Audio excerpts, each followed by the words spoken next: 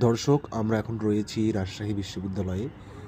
উত্তরবঙ্গের অন্যতম প্রাচীন একটি বিদ্যাপীঠ রাজশাহী বিশ্ববিদ্যালয়। ১৯৫৩ সালের ৬ই জুলাই রাজশাহী বিশ্ববিদ্যালয় প্রতিষ্ঠিত হয়।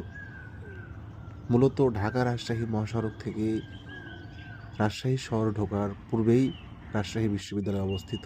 এটি রাজশাহী মেইন শহর থেকে ৪ কিলোমিটার পূর্বে অবস্থিত।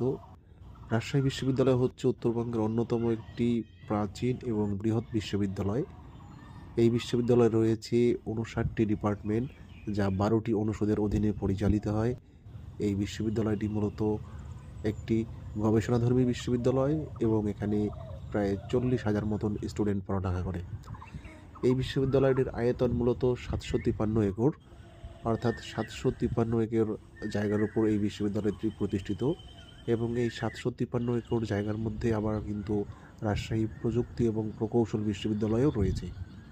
এছাড়াও রাজশাহী বিশ্ববিদ্যালয়ে যে চারুকলা এবং এগ্রিকালচার অনুষদগুলো রয়েছে, সেগুলো কিন্তু রাজশাহী বিশ্ববিদ্যালয়ের আওতাধীন ছিল না।